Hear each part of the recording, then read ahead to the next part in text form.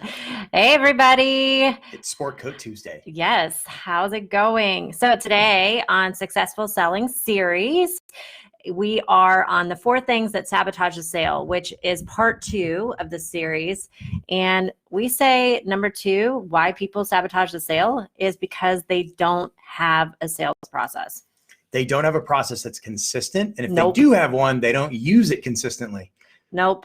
And the thing is, I mean, it's not your fault. Honestly, it's not your fault.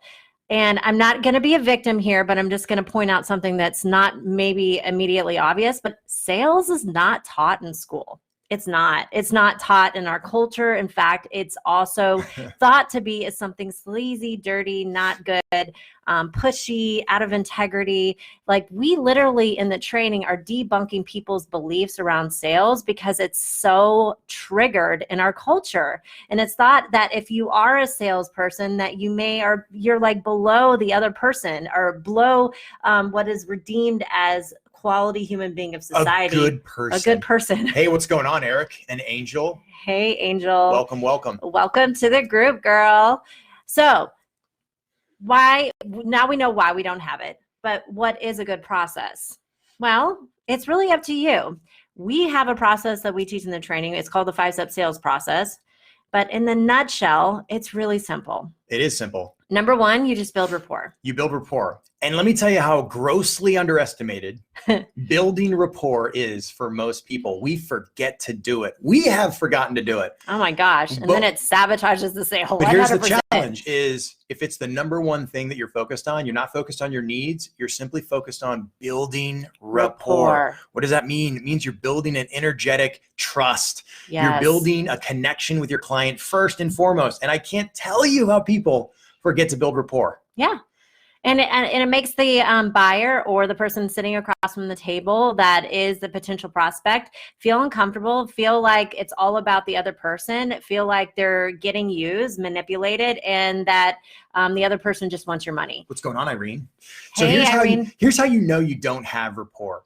When you feel the connection you have with the customer, it feels sleazy. Or you feel like they have their guard up. They have their guard up and they're like, why are you asking me all these questions? Yeah. That's when you know you don't have rapport. Yes. And rapport is built in all different ways. In the training, we break it down of how to build unconscious rapport, not only conscious stuff. And most sales trainings teach you just the conscious stuff, which is finding similarities, finding interest in the person's background. You like the Dallas Cowboys? Oh. I like the Dallas Cowboys. One time I was in Dallas like 50 years ago. And so that makes us, it's matched in rapport. That's very conscious. Yeah. And there's so much more to the unconscious communication. Right? Yeah. So if you're curious about that, ask us more questions. Okay. So we have the rapport established and you feel that connection, you feel good. You feel like they're listening to you. You feel like the communication is being heard and understood, and you have that energetic connection with the client. So this is where you start asking questions, and you do the asking questions during the rapport building, because that actually builds rapport if you're not asking really targeted questions. And number 2, the most important thing about the questions, the next most important thing is asking the right questions. Right. And if you're the kind of salesperson or consultant and you're like, you know what, I just can't seem to get deep with my client. I can't seem to get thought-provoking, unconscious, deep, structured material out of my client, it means you're not asking good questions. You're not asking the right questions. And if you're getting the wrong answers, guess what? You're not asking the right questions. Or maybe not at the right time. Maybe you are asking the right questions, but not at the right time. Because your whole purpose in sales, in these conversations, is to peel back the layer of the client's needs, their wants and desires, their pain points, what keep them up at night, what they are like literally having everything going wrong in their life and they don't know how to solve it. And so you have the solution. Or what are their most aspirations, desires that they've never told anyone? Especially if you're in coaching, especially for coaching, you are literally asking them the same questions that you would be asking them in the first initial discovery. And even if you're not in coaching and it's business, right? Maybe it's insurance or real estate or financial services. You got to get to know the person first at a deeper unconscious level to understand behavior, attitudes, beliefs before you can even sell them a product or offer a product. Because the better product you can offer, you can't offer a really quality product unless you know more about the client at the unconscious level. Yeah. And I love what Irene says over here in deeply listening to the client. Yep. That's one of the things that we talk about is that most salespeople, they talk way too much. Yep. You're only talking when you ask questions. And then when you go in for the offer in the end, most of the time you're listening. And what we call in NLP, you're inferential listening, meaning you're listening behind the words that they're using and finding the deeper meaning based upon the order and sequence and the type of words they're using. Wow. Because here's the thing, if you listen really well, like Irene said, that listening, the clients will tell you everything you need to know. Everything. Put a thumbs up if you listen to your clients. Thumbs up in the comments. Do you listen? Or do you think that you could listen better? Or say you could do it better. Yeah, I mean, there's stuff that I still miss too, and we're trained in this stuff. So it's practice and knowing what to listen for and what to look for. So listening to the client and asking those really powerful questions to where then you can have a deeper understanding of what their needs and desires are and what their wants are. And you're really uncovering the pain point. Yep. So asking questions is purely to understand your client and find the pain point and find out specifically what they want. Exactly. Because here's the thing, before you get to step 3, by asking all those questions, you're going to know if they're even a client. Yeah. That's the culminating part. This is the most important part. Between transitioning from step 2 to 3 in the 5-step sales process is number 3 is you're going to discover the need. And based on all those questions, based on building rapport and asking good questions, you're asking questions and building rapport, you're building rapport and asking questions. It's a kind of symbiotic flow, right? Then you're going to find the client's need. And if there is no need, Stop selling a no. Stop it. You're creating They're not a client. You're creating more of what we're talking about in terms of people thinking that salespeople are pushy, aggressive. They don't listen. All they want is the sale. That's why it feels sleazy. Yes. It feels sleazy they're because shoving these. Stop trying to sell me stuff, Deb. Start trying to sell me like a skin product that I don't need, or stop selling me, this upgrade in my car that I don't need. Whatever. There's people that are doing this in every single industry. There's people that are doing it in coaching. There's people that are doing it in training. There's people doing it in every industry because they are trying to sell something to people that don't need what they're selling. Oh. You know what coaches do? They go around coaching everyone. You know what's out of integrity for us is coaching someone who doesn't want to be coached. Yes. That's a sleazy boundaries that issue. Feels like a sleazy salesperson. It's when a boundaries you're coaching issue. someone who hasn't requested coaching. They haven't asked for help. Cool. So if there is a need, after you uncover it through the problem or the questions that you're asking, Thank you, Irene. We love you. If there is a need, then trying to make this stuff fun, are able to move to step 3. Step 3. What is to find the need? And once you find the need, you're going to link that need to step 4, which is the solution, right? Yes. You're linking it back to your service, back to your product, back to exactly what you've got to do to help the client. And by the way, it's in complete integrity. If you find the client has a need and you're like, I can help that need. I can service this need. I can solve their problem. And if you can, step 4 is solve it. Yes. So this is where you present your offer. You present the offer. If you are a coach and you have packages and you talk about your different packages and how they specific ones solve the problem. And then step 5 is you close. You go in for You the don't close. solve the problem in step 4. You present the offer. You present the offer. You gain agreement.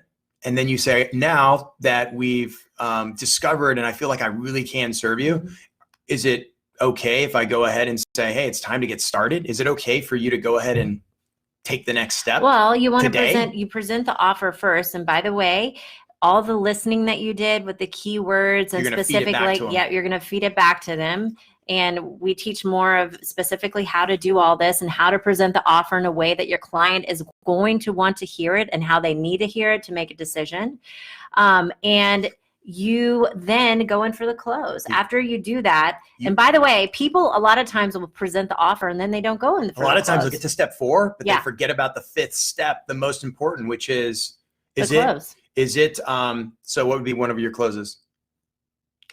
Is it your intentions to do business with us today and go ahead and get into an agreement so we can start the coaching services? Or how quickly would you like to start? How would that sound? We can go ahead and start today or tomorrow. How would that feel? What would that look like if we went ahead and solved that problem? Would you get started today? And then when you do that, then they either say yes or no. And then whatever the no is, then you dive more into those objections and handle those objections. Because here's the thing, it is your job to then handle all of those objections or excuses. A lot of times they're just excuses because people like to complain when they buy things. Yeah, we do. It's behavior. It's just behavior. And you know what's funny is people will still complain about really expensive stuff. And still buy. And they still purchase it. All the time. All the time. You know, people will say, I don't have enough money. And then they go on vacation for 10 days. Yeah. And I'm like, well, who bought that vacation? And they'll be like, oh yeah, Visa did or MasterCard did. But they found a way to buy stuff that they think is valuable. Because they valued it. They value that. So if you're getting, I don't have enough money objection, it could truly be because they don't have enough money, or it could be that you haven't built enough value and you didn't ask the right questions to unravel what specifically the problem was to link it to your service. It could be an unconscious money block that could be projected back and forth between the client and the consultant. Oh, yeah. And the consultant and the client. Which we're going to talk about tomorrow, which is how money blocks sabotage you closing clients. So, this is like one of the number one reasons why people don't like sales is because they project their own money blocks into the sales conversation, and then they continue to have the same objection, and then they don't know how to handle it. And then they think that the sales is a bad thing. It's just because they're projecting their own stuff. Damn you, sales. Damn it, it's sales. You got in the way again of another sale. No, you're getting in the way. Let's take responsibility. So our clients have beliefs, and fortunately, most clients are coming to us because their beliefs may not be serving their results because the results speak for themselves, right? And so if our clients come to us with a belief that say, it's not enough value, or I don't see the value in this product, or I don't have enough money, those are beliefs that are keeping them from growing. And so if we adopt that belief, or we take that on as a suggestion, guess what? Chances are that belief is going to leave us broke without a client. So I choose not to believe that clients don't have money. Yes. And I think if you're really good at sales, I would recommend, I'm not suggesting you should, I would open up to the possibility that if you take on the suggestion that everybody has money and everybody is a buyer, you will produce more results in your sales. Absolutely. That is an absolute belief. And the thing is too about this process is absolute practice and hands-on practice. And that's why we have trainings that teach people real time how to go through this, what questions to ask, how to build deep rapport, how to build so much rapport that the person will sit across from you and say, oh my gosh, I feel like I've known you my entire life. Like, I feel like this is the beginning of a really amazing relationship. That's how you want the sales conversation to go, that you're building a relationship long-term with this customer, this client, this person that you love to have in your life for a very long time.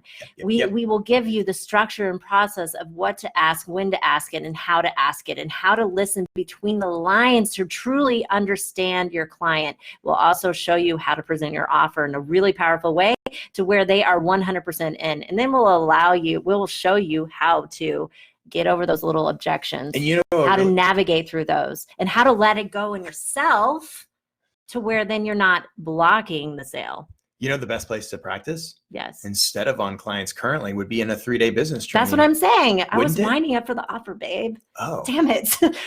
I love you. I knew that's where you were going. Of course. Yes. So it's our responsibility as the sales coaches or trainers is to present the offer that we have.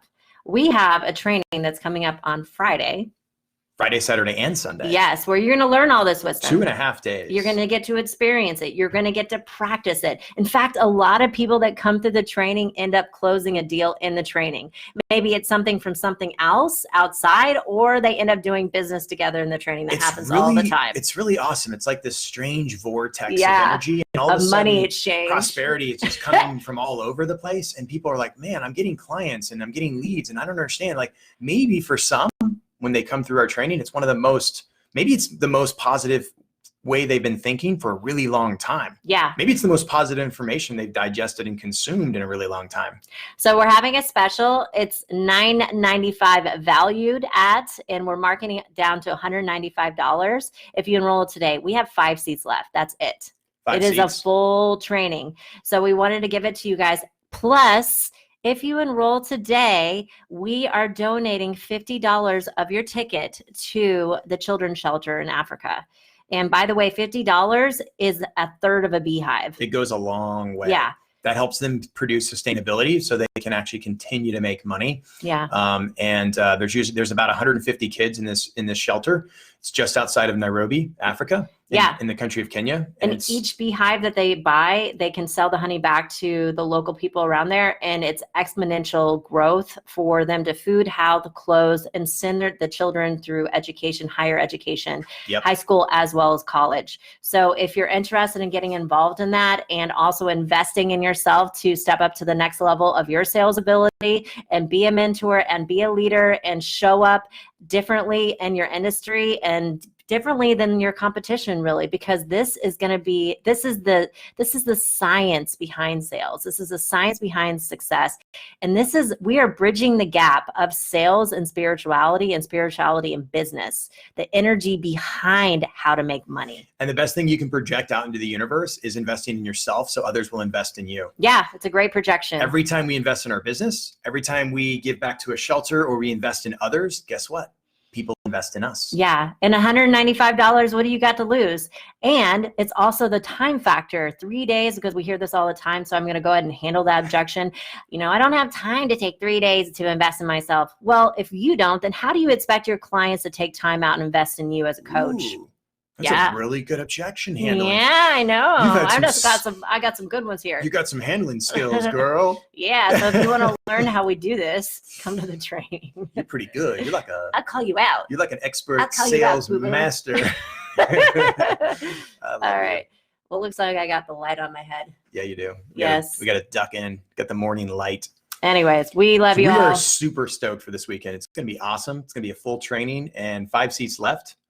We would love for you to attend. Yep. And we'll put the promo code in the link to enroll. Cool. When you're ready. When you're ready. Today. And only you will know when you're ready. Right today. now. Bye. See ya.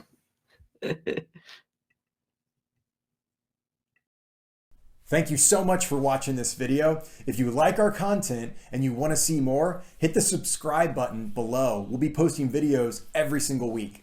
And if you want to learn more about NLP or a certification program or even performance coaching, come join us on our website at yagertraining.com, and you can find the link in the description below. We hope to see you on the next video. Thank you.